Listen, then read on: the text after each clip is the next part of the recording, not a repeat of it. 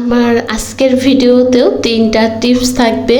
আশা করছি আমার আপু ভাইদের কাছে অনেক ভালো লাগবে। আর ভালো লাগলেই ভিডিও শুরুতে একটা লাইক দিয়ে ভিডিওটা দেখা শুরু করবে। হ্যালো এভরিওয়ান, আসসালামু আলাইকুম। কেমন আছো তোমরা সবাই? আশা করছি আল্লাহর রহমতে তোমরা সবাই অনেক ভালো আছো। আমিও আলহামদুলিল্লাহ অনেক ভালো আছি। তো এই যে সকালে হচ্ছে নাস্তা খাচ্ছি। আজকে ফ্রিজে হচ্ছে 2টা রুটি ছিল, তো 2টা রুটি দিয়ে তো আর হবে না, তো আমি হচ্ছে আর কয়েকটা রুটি বানিয়ে নিছি। তো সেগুলো হচ্ছে আর ভিডিও নেইনি। আর হচ্ছে আজকে টিপসের কথা বলছি কেন, সেটা হচ্ছে আমি আসলে এই কাজটা করেছি, তো ভাবলাম এই আইডিয়াটা হচ্ছে আমার যে আপুরা না জানে তাদেরকে হচ্ছে একটু দেওয়া যাক। তো এখন তো হচ্ছে সারা দেশেই হচ্ছে সমস্যা চলতেছে। তো ওই যে বললাম জান্নাতের বাবার হচ্ছে একদমই কাজ কাম নাই, সে হচ্ছে বলতে গেলে বাসায় বসেই আছে অনেক দিন। তো আমাদের হচ্ছে ওর ব্যাংকে কিছু টাকা আছে, তো ভূতে গেছিল, সে টাকা উঠাইতে পারেনি। তো এখন কিভাবে কি চলবো, আমাদের হচ্ছে বাজারে টাকাও ছিল না। তো কিছুদিন বলবো না, কিছু মাস বলবো। তখন আমি একটা ভিডিওতে দেখিয়েছিলাম আমি হচ্ছে কিছু টাকা ব্যাংকে রাখছি। তো আজকে হচ্ছে সেই ব্যাংকটা ভেঙে তারপর হচ্ছে আমাদের বাজার করা হয়েছে। তো ভাবলাম এই টিপসটা হচ্ছে আপুদেরকে দিয়ে দেই, তো তাদেরও হচ্ছে কাজে লাগবে। তো যেই আপুরা আছে আসলে বুঝে না কিভাবে টাকা জমাতে হবে, কিভাবে রাখতে হবে। তো তাই ওই জন্য ওই আপুদেরকে বলবো, যখন ভাইয়াদের কাজ ভালো হবে তখন কি করবে, এরকম কিছু কিছু টাকা রাখবে। তো দেখবে যে আমার মতো যখন সময়টা খারাপ চলতে আছে তখন কিন্তু সেই সময়টা এইভাবে চলে যাবে। তো আমার এখানে হচ্ছে আমি 2 মাস 3 মাসই হচ্ছে 8,000 টাকা জমাইছিলাম। তো সেই টাকাটা আজকে হচ্ছে জান্নাতের বাবা নিয়ে যাচ্ছে। তো আমি তো কিছুতেই ব্যাংকটা ভাঙতে চাইতেছিলাম না, আমি মনে মনে ভেবে রেখেছিলাম যে আরও অনেক টাকা করব তারপর হচ্ছে ভাঙবো। তো সে এসেই টুপ করে ভাঙা দিছে আর আমি হচ্ছে টাকাগুলো নিয়ে গেছি। তো যাই হোক, যেটুকু আর কি বাজারের দরকার ছিল সেটুকু দিয়ে গেছে, আর টাকা হচ্ছে আমাকে দিয়ে দিছে, তো আমি রেখে দিয়েছি। তো অলরেডি হচ্ছে বাজার করে নিয়ে আসছে, এই হচ্ছে রান্না করতে বসে গেছি। তো ওই যে আমাদের আসলে বাজার কিছুই ছিল না, আজকে ঘরে অনেক অসুবিধার ভিতরে পড়ে গেছিলাম। তো ওই আপুদের জন্যই আজকের এই আমার ভিডিওটা, যে আপুরা হচ্ছে ঠিক আছে টাকা বেশি হলে ভাঙবো, সমস্যা নেই, কিছু কিছু রেখে দিবে, কারণ অসময়ে আসতে সময় লাগে না। যে কোটিপতি তারও হচ্ছে কিন্তু সমস্যা হয়ে যায় অনেকটা সময়। তো অল্প কিছু টাকা যদি আমরা এক জায়গায় সরিয়ে রাখি, যে এই টাকাটা আমাদের কাছে নেই সেটা ভেবে যদি রেখে দেই, তো আমাদেরকে তো অসময়ে কাজে লেগে যাবে। যাই হোক, এখানে হচ্ছে এই যে আলু নিয়ে আসছে, তারপরে হচ্ছে টমেটো, কাঁচামরিচ, তারপরে এখানেও কি যেন একটু ছিল, আর আম নিয়ে আসছে। তো আমি এবার হচ্ছে এগুলো সব কিছু গুছগাছ একটু করে নিচ্ছি। আর এই ফোনটা হচ্ছে দেখতেছিলাম, একজন আপুর ভিডিও দেখতেছিলাম। তো আমি তো হচ্ছে প্রায় ভিডিওতেই বলে থাকি আমি কিন্তু সবসময় আপুদের ভিডিও দেখতে থাকি।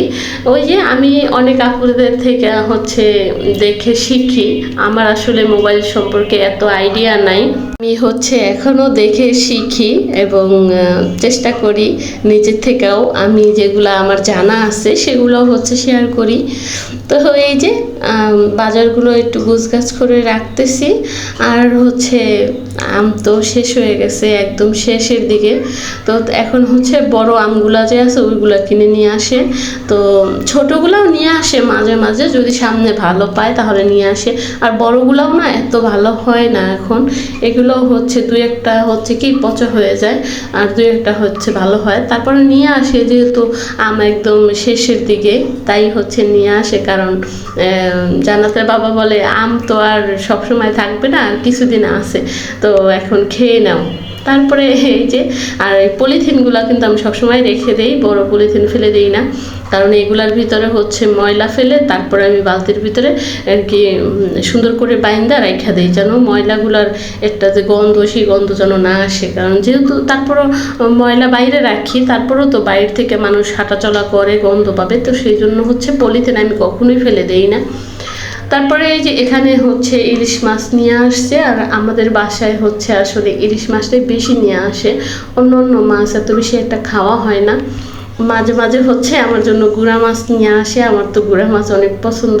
তো জান্নাতের বাবা যদিও খায় না এত পছন্দ কইরা সে, তারপরে ইলিশ মাছেও তাও পছন্দ করে বেশি খায় না, তার পছন্দই হচ্ছে মুরগি আর হচ্ছে গরুর মাংস। তো এখানে 3টা ইলিশ মাছ নিয়ে আসছে 1100 টাকা দিয়ে। আমি আবার হচ্ছে জিজ্ঞেস করতেছিলাম 3টা মাছ কয় টাকা নিছে, সে বললো 1100 টাকা নিছে। যাই হোক, তাতে একটু চিংড়ি মাছও নিয়ে আসছিল, চিংড়ি মাছও শেষ হয়ে গেছে। আর এদিক দিয়ে হচ্ছে ওই যে সকালে দেখালাম যে রুটি শেষ হয়ে গেছে, তো আমি হচ্ছে একবারে অনেকগুলো রুটি বানায় রাখছি, এদিকে হচ্ছে রেখে দিচ্ছি প্রয়োজন করে। এটা কিন্তু আরও 2 দিন খাওয়া যাবে, সমস্যা হবে না, তো সেগুলোও রেখে দিচ্ছি। আর মা হচ্ছে আম কেটে নিচ্ছিল ওদিক থেকে। তারপরে এই যে তরকারি টরকারি সব কিছু হচ্ছে কেটে কুটে আমি এখন রান্না করতে চলে আসছি। আর রান্না করার সময় হয় কি অনেক দিন কিন্তু দেরি হয়ে যায়, যাদের বাচ্চা আছে তাদের কিন্তু বেশি দেরি হয়ে যায়। তো সেই জন্য আমি কিন্তু এখানে অনেকগুলো পেজ কেটে নিছি, আর আরেকদিন হচ্ছে অনেকগুলো পেজ আমি কেটে ব্লেন্ডার করে নিছি। তো যখন যেটা আমার লাগে আমি সেটাই হচ্ছে নিয়ে নিই। তো আজকেও হচ্ছে পেজ বেশি করে কেটে নিছি, তো কী জন্য কেটে নিছি সেটাও হচ্ছে বলবো অবশ্যই। আর এদিক থেকে হচ্ছে ইলিশ মাছগুলো ভেজে নিচ্ছি। ইলিশ মাছে আজকে হচ্ছে ডিম হয়েছে, আর ইলিশ মাছ হচ্ছে কাঁকরোল দিয়ে রান্না করব। তো রান্নাটার পরে না অনেক মজা হয়েছিল খাওয়ার পরে, তো ভাবলাম রেসিপিটা দেই। তো এই যে এখানে কিন্তু বেশি কিছু দেই নাই, হলুদ মরিচ লবণ তেল পেঁয়াজ যেমনটা প্রতিদিন রান্না করে থাকি আমি। আর ইলিশ মাছে আমি হচ্ছে ধনিয়ার গুঁড়া জিরার গুঁড়া এগুলো কখনোই দেই না, আদা রসুন বাটাও দেই না, তাহলে আসলে ইলিশ মাছের যে একটা ঘ্রাণ সুন্দর সেই ঘ্রাণটা থাকে না। সেই জন্য হচ্ছে একদম সিম্পলই আমি এটা রান্না করি। আর রান্না করার পরে ওই যে বললাম এত মজা হয়েছিল কি বলবো, অনেক দারুণ মজা হয়েছিল। আর আমি যখন দেশে ছিলাম ছোটবেলা, তখন আমার আব্বু রান্না করতো, তো আমি কিন্তু বেশ মজা করে খাইতাম। আজকে হচ্ছে সেই পছন্দের তরকারিটা আমার হয়েছে। যাই হোক, তরকারিটা সুন্দর করে একটু রান্না করে নিচ্ছি। অলরেডি আমার রান্না শেষ, একটু পরে চুলাটা অফ করে দিব। আর এই দিক থেকে হচ্ছে যে পেজগুলো কেটে রেখে দিছি সেগুলো হচ্ছে এখন আমি ফ্রোজেন করব।